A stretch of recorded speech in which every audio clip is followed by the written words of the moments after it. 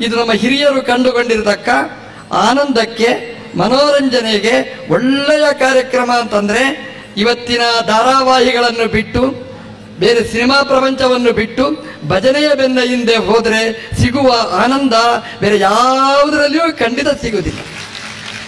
ಭಜನೆಯಲ್ಲಿ ಎಲ್ಲ ಇಂದ್ರಿಯಗಳಿಗೆ ಕೆಲಸ ಇರ್ತದೆ, ಬೇರೆ ವ್ಯಾಯಾಮ ಬೇಡ ಭಜನೆ ಮಾಡುವವರಿಗೆ.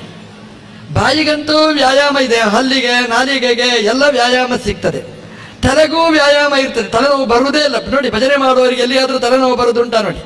ಬರುವುದೇ ಇಲ್ಲ. ತಲೆಗೆ ಕಸರತ್ತಿರ್ತದೆ. ಭಜನೆ ಮಾಡುವಾಗ ತಲೆ, ಒಬ್ಬರು ಹೇಳ್ತಾರಂತೆ ಭಜನೆ ಮಾಡುವಾಗ ತಲೆ ಅಲ್ಲಾಡಿಸಬಾರದು. ಸಾಧ್ಯನಾ? ಅಸಾಧ್ಯ, ಅದು ಶಿಕ್ಷೆ ಅದು. ಹಾಗಾಗಿ ತಲೆ ಅಲ್ಲಾಡಿಸ್ಬೇಕು, ಕೈ ಅಲ್ಲಾಡಿಸ್ಬೇಕು, ಕಾಲಲ್ಲಾಡಿಸ್ಬೇಕು. ಇಡೀ ದೇಹಕ್ಕೆ ವ್ಯಾಯಾಮ ಸಿಗುವ ಒಂದು ಕಾರ್ಯಕ್ರಮ ಅಂತಂದ್ರೆ ಅದು ಭಜನೆಯ ಕಾರ್ಯಕ್ರಮ. ಆ ಭಜನೆಯಲ್ಲಿ ಬೇರೆ ಒಂದು ಎಕ್ಸರ್ಸೈಸೇ ಬೇಡ ನಿಮಗೆ.